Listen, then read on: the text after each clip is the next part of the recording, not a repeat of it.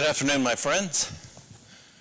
Welcome to the Pastor's Chat. It's 2 o'clock on Tuesday, the first day after Memorial Day, after the coldest, rainiest Memorial Day weekend I can remember. Although, when they're cold and they're rainy, I don't like to remember them, so I don't know how many of them have been like that. So, anyway, welcome. Welcome to the chat. Welcome to the chance to check in and see how you're doing, maybe asking yourself, so, how am I doing today? How am I doing today? It's first day of June. We're on our way to well into the summer. I cannot believe time, just flying by. I guess that means we're having a good time. I don't know. In my memory, it's difficult for me to really take in. I mean, just to take it in, that a year ago, we were deep into the heart of a quarantine, of a self-quarantine, and that lasted for an entire year and more of our lives. It's still, I mean, the lingering effects of it are still there. We still wear our mask. We're still not doing everything we normally do. The congregation here at Franklin Lakes, where I am the pastor, has begun to return to worship. We've had a fairly good turnout, but I know it's not even close to who we are, because so many people are still, they're leery, they're worried. One woman said to me today, I don't want to get this disease. I didn't want to get it a year ago, and I don't want to get it now. So, good for her, good for us all. So we're making our way back a whole year and more. It's amazing to me. Part of the question, how am I doing today, has to be answered with some information that will affect the next couple of days. If you've noticed, my consistency in being here at 2 o'clock every afternoon of the weekdays has been somewhat spotty. It's because I've been dealing with an infection in my body. It's not life-threatening, but it's been bothering me now for a long time. And so on Thursday of this week in the afternoon, I'm going to go into the hospital for a procedure that they're telling me will end this complication. It's been bugging me for years. So it's non-life-threatening. It is surgery. I'll be in surgery around 1:30 this coming Thursday and recovering in the hospital for 24 hours, and then I'll be home. So I will not be here for the chats on Thursday at 2 o'clock, nor at Friday at 3 o'clock. You won't see me either of those 2 days. And otherwise I'll be doing everything I can do this week, and then I'll be off for a couple of days, just seeing a little bit of what recovery requires. My activity will be limited somewhat. I don't know what I'll actually be able to do. So it's a new experience for me, this thing of a surgical procedure going into the hospital for. I've not had my tonsils out. I've never had my appendix out. It's new to me. And I have I've always had a kind of a pride in being asked, have you ever been in the hospital to have surgery? And no.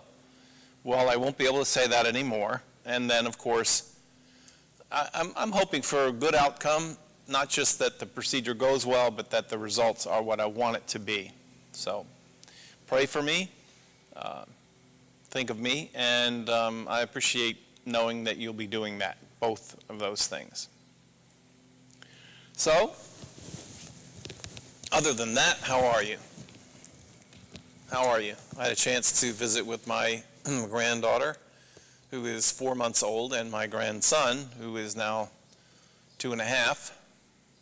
And that was Memorial Day on Monday, yesterday. I really tried this season for Memorial Day to be much more intentional about what a Memorial Day could mean. I don't know, there are various histories that say how it came about, what it was used for, how it functioned for different purposes to accomplish different political. I'm not arguing any of that history. I didn't really read much of it, but I just think what it can mean for me in my Christian life to set aside not just one day, but to have an attitude that takes into view the work of others, the gift of others, and themselves, and for the betterment of all, for the betterment of our life together. This is, I don't know, it's an amazing human capability. So I've been driving around this week and going over these massive bridges. You drive down to New Jersey Shore, which is where my son lives. You go over these great big arching bridges, some of them 10 lanes. And I'm aware of how when we work together, when we give of ourselves for a higher purpose, amazing things are accomplished. Amazing things. And this is part of the model that soldiers, military men and women, give to the world. It's not just lives lost. It's lives spent in directions, maybe not with outcomes the way everybody expected, but it's still this human capacity to give ourselves to a higher cause, to a cause that might very well take our lives. I had a different spin given to me on my thoughts about Memorial Day this year because someone sent me a copy of their son's letter, his reflections. He was a career military man, and served in these recent encounters in Afghanistan and other places. And he was saying that for him, Memorial Day is missing the friends, the brothers and sons that he came to know. He was a commander in Afghanistan, I think. And he was grieving the loss of the in-country people who were there, and he came to know, as countries come together for mutual defense and armies combine for training and for multiplication of strength and defense. And he was grieving the loss of people that he had come to know in this endeavor of seeking this mythical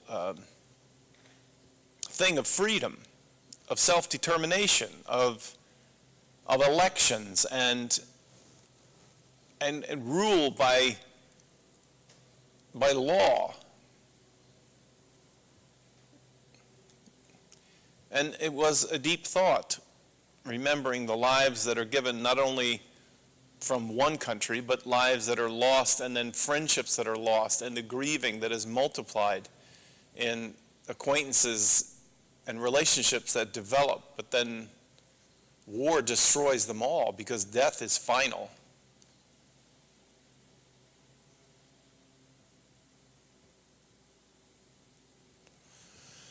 And I've still been thinking, I don't know why, it's a new track for me. Maybe it's because I'm doing these pastors' chats, but I'm thinking a lot about the days in between these Sundays.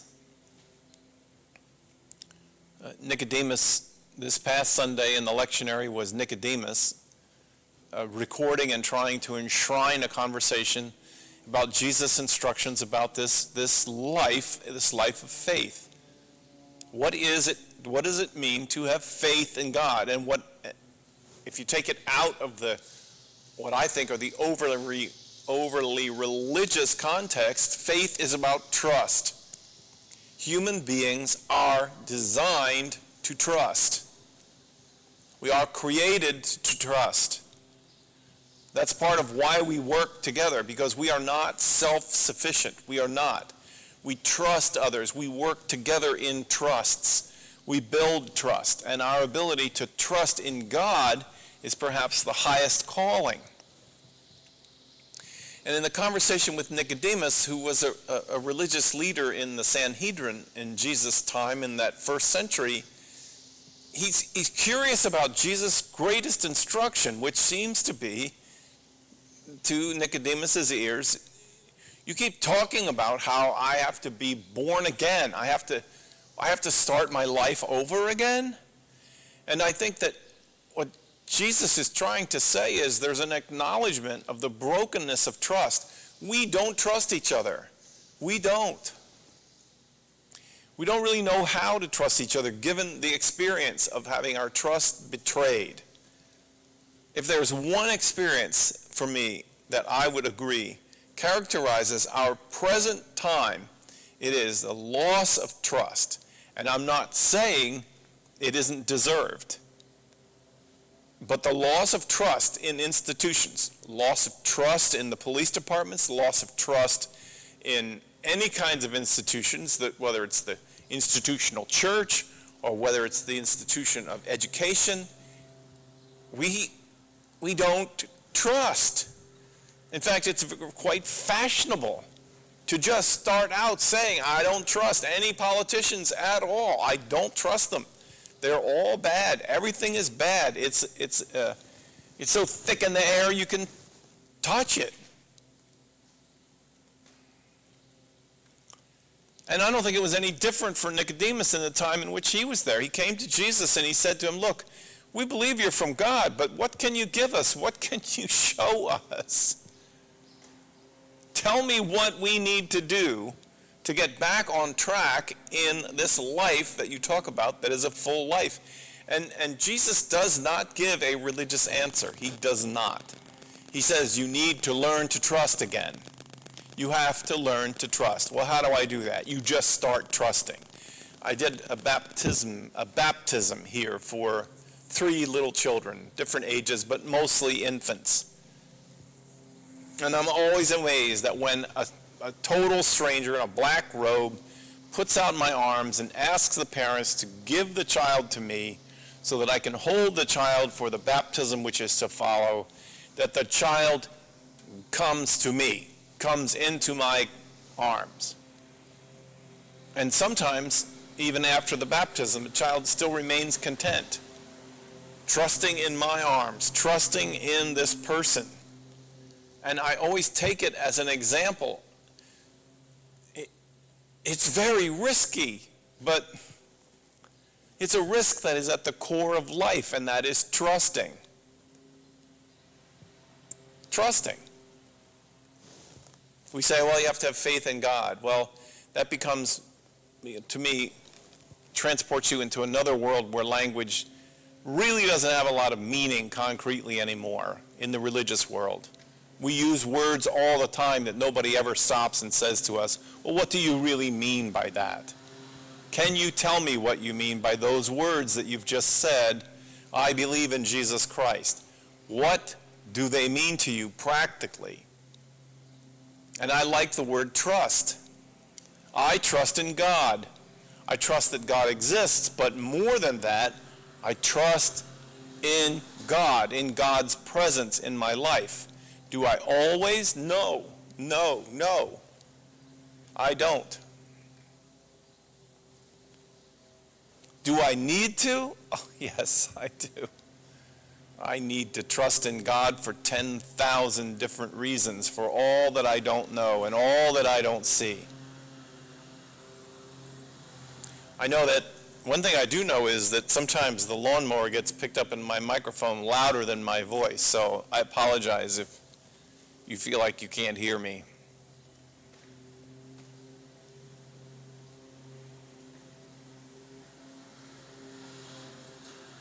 So asking the questions today, how are you doing? I would ask you this, how are you at trusting? How trusting are you? In doctors? In neighbors? Your children? You trust your children? I'm talking to you now about your adults and your adult children? Do you trust them? Do you trust them with your future? You probably will have to. Who do you trust? Who do you trust most? And is there a way for you to start to think about trusting in God is the pathway of life? It's a pathway of faith. There it is. There's the word faith. Trust in God. Trusting in God. They wrote on the dollar bill, "In God we trust." Do you? Can you?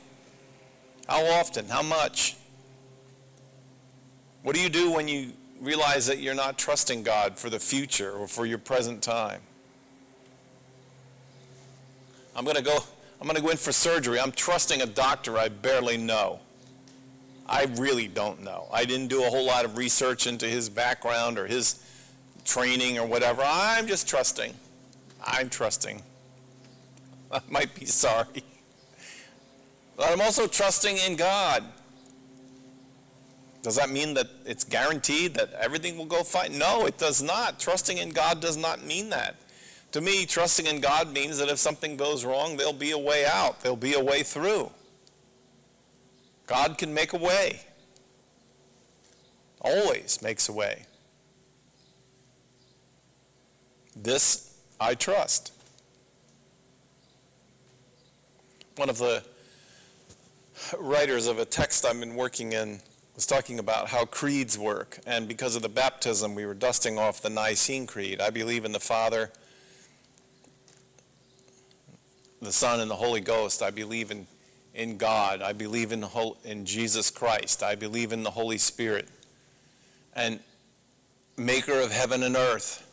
All these phrases. And this commentator was saying that the word I believe would be better understood and better fitting for the time if we would say, I trust in God. I trust in God, maker of heaven and earth. I trust in Jesus Christ, God's only Son.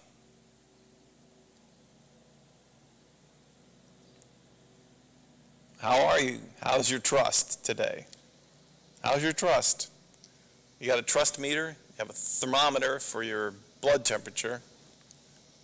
We have heart, blood pressure. We got to have trustometers. How's your trust? And one thing I think is clear from family systems, always trusting is ridiculous.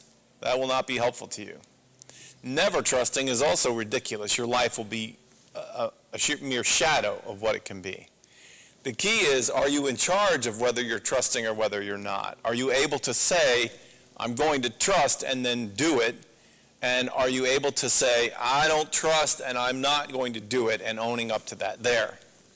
There's my chat for today on these days on how we are supposed to live in the days following the life, death, and resurrection of Jesus Christ. Following Pentecost. Live trusting. Who do you trust? Do you know what it means to trust someone or something? Do you have exercises that you can do to increase your trusting when you want to trust? When you want to trust someone, can you? When you want to exercise not trusting, can you do that? There. So many things to think about for tomorrow. But our time has come to an end, my friends, for this season, for this day. I will see you tomorrow, also at 2 o'clock. That will be Wednesday, and then that will be the last pastor's chat for this week. Because on Thursday, I'll be in the hospital, and then on Friday, I hopefully will be home, recovering, and getting ready to get back to work. Thank you, my friends. God bless you. I hope that you are well. I hope that things in your life are filled with deep and meaningful memories and deep and hopeful futures, and that today itself is full of significance and life for you. God bless you. I'll talk to you soon.